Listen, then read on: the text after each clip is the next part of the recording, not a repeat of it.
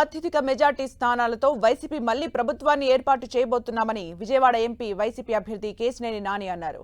జగన్ రెండోసారి ముఖ్యమంత్రిగా ప్రమాణ స్వీకారం చేయడం ఖాయమన్నారు. 5 ఏళ్లలో వైసీపీ ప్రభుత్వం చేసిన అభివృద్ధి సంక్షేమ కార్యక్రమాలే వైసీపీని గెలిపిస్తాయని చెబుతున్న వైసీపీ ఎంపీ అభ్యర్థి కేశినేని నానితో మా ప్రతినిధి Jayaraj face to face.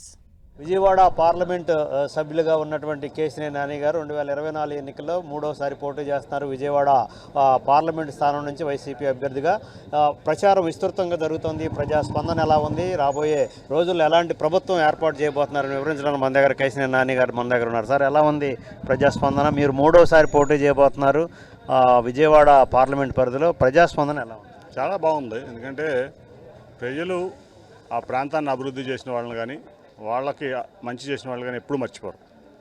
So అదే ప్రాసెస్లో ఇవాళ జగన్మోహన్ రెడ్డి గారు సంక్షేమంలో కానీ, వైద్యంలో కానీ, విద్యలో కానీ, అట్లాగే ప్రతి కుటుంబాన్ని ఒక సంతోషకరమైనటువంటి ఇండెక్స్లో పెడతంలో కానీ ఆయన సఫలీకృతం అయ్యారు.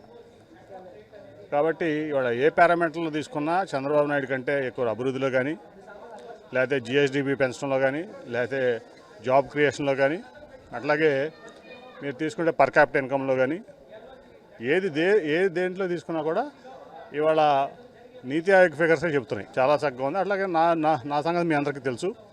ప్రజలు నా స్థానంలో ఇంకో ఎంపీని ఊహించుకునే పరిస్థితులు లేరు. ఎందుకంటే అందరికీ తెలుసు, కేశినేని నాని ఉంటే ఈ ఊరు కోసం కష్టపడతాడు, ఈ ప్రజల కోసం కష్టపడతాడు. అట్లాగే తన ఆస్తులైనా అమ్ముకుని ఈ ఊరు కోసం పాటుపడతారు తప్ప ఈ ఊరు నమ్మేయడం అనేది ప్రజల యొక్క నమ్మకం. ఇవాళ అఫిడవిట్లో చూస్తే కుటుంబ ఆస్తులు 34 కోట్లు అంటాడు, నాకు ₹1 అప్పు లేదు అంటాడు. మరి మీడియానేమో ఆంధ్రజ్యోతి చెప్పింది 5700 కోట్లు బ్యాంకులకి కొట్టాడని ఒకప్పుడు. మొన్న కూడా ఆయన నామినేషన్ వేసే రోజే కోర్టు చెప్పింది 562 కోట్లు ఎమ్మటే కట్టమని చెప్పి ఆర్డర్ ఇచ్చింది కోర్టు. అంటే ఈయన ఆస్తి 35 కోట్లు అయితే 562 కోట్లు ఎట్ట కడతారు చిన్న చౌదరి? అంటే ఎక్కడ దాచాడు ఈ డబ్బంతా? సింగపూర్లో సింగపూర్ తరలించాడా? ఎక్కడ తరలించాడు?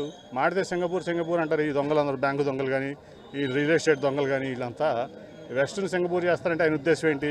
ఇక్కడ పేదలందరినీ ఖాళీ చేపిస్తాడనా? పేదలందరినీ ఖాళీ చేయించి అంతా గొప్పోళ్ళు ధనవంతులే ఉండాలని ఆయన భావన. 2 సార్లు ఎంపీగా గెలిచిన నేపథ్యంలో 2014లో కొత్త అభ్యర్థిగా పోటీ చేశారు, టీడీపీ తరఫున గెలుపొందారు. 2019లో రాష్ట్ర వ్యాప్తంగా వైఎస్ఆర్సీపీ వేవ్లో కూడా విజయవాడ ఎంపీగా కేశినేని నాని గెలిచారు. అప్పుడు ఎలాంటి ప్రభావాలు, ఎలాంటి అంశాలు మీ విజయానికి దోహదం చేసి 2024 ఎన్నికల్లో ఏ అంశాలు మీకు దోహదం చేసే అవకాశం? ఇప్పుడు 2014లో ఒక వ్యాపారవేత్తగా మాత్రమే నేను విజయవాడ ప్రజలకు తెలుసు. నా మీద నమ్మకం ఉంచి బ్రహ్మాండమైన మెజార్టీతో విజయవాడ పార్లమెంట్ ప్రజలు నన్ను గెలిపించారు.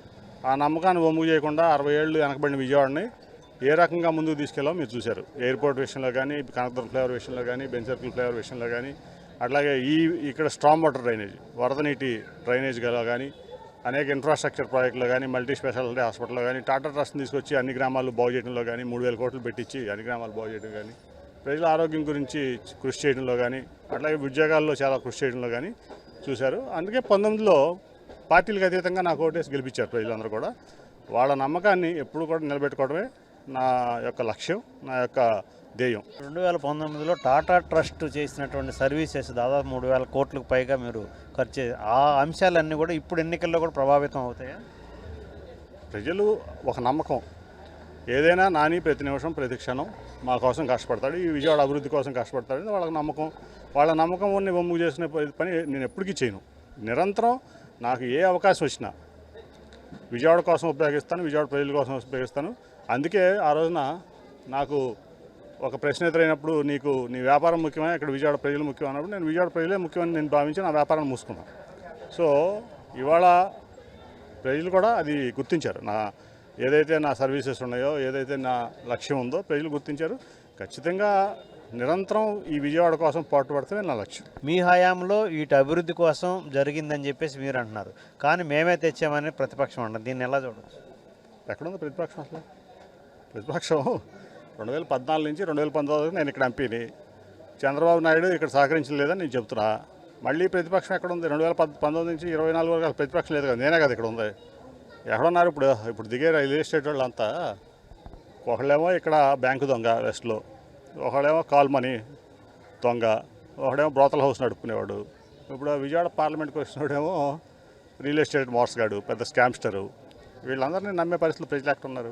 మీరు అనుకోని రీతిలో టీడీపీ నుంచి వైసీపీకి వచ్చిన నేపథ్యంలో దాదాపు 4 నెలలు అవుతుంది. ప్రజల యాక్సెప్టెన్సీ ఎలా ఉంది? ఇప్పుడు 10 ఏళ్ల నుంచి కూడా నేను చేసిన పనులు ప్రజల మనసులో వాటికి మంచి ఆదరణ లభించింది, నాకు కానీ నేను చేసిన పనులకు కానీ. కాబట్టి వైసీపీ క్యాడర్ కూడా నన్ను చాలా బాగా ఆప్యాయతతో ప్రేమతో రిసీవ్ చేసుకున్నారు. చాలా కంఫర్టబుల్గా హ్యాపీగా ఉంది. ఇక్కడ నేను అబ్జర్వ్ చేసిన ఏంటంటే వైసీపీలో సంకుచిత భావాలు సంకుచిత మనస్తత్వం ఎవరు లేరు. అంతా కూడా కలిసికట్టుగా ఒకళ్ళకొకళ్ళు మర్యాద ఇచ్చుకుంటూ ఒకళ్ళకొకళ్ళు గౌరవించుకుంటూ పనిచేస్తున్నారు. అక్కడేమో రకరకాల వాళ్ళు ఉన్నారు, మీకు కూడా తెలిసే వాళ్ళంతా కూడా. కాబట్టి నాకు చాలా నా సొంత ఇంటికంటే ఎక్కువ ఆప్యాయత వీళ్ళందరూ చూసుకుంటారు. 7 సెగ్మెంట్లలో ఎన్ని సెగ్మెంట్లు గెలుస్తారు వచ్చే ఎన్నికలు? 7 గెలుస్తాం, 7 గెలుస్తాం, డౌటే లేదు దాంట్లో. రైట్. ఇది మొత్తం మీద వచ్చే ఎన్నికల్లో విజయవాడ పార్లమెంటు పరిధిలో ఉన్నటువంటి 7 అసెంబ్లీ సెగ్మెంట్లు, విజయవాడ పార్లమెంటు స్థానాన్ని కూడా వైసీపీ ఖాతాలో జమ చేస్తామని చెప్పేసి ఎంపీ అభ్యర్థిగా ఉన్నటువంటి కేశినేని నాని పేర్కొంటున్నారు. కెమెరామెన్ సునీల్తో జయరాజ్, 10 టీవీ విజయవాడ.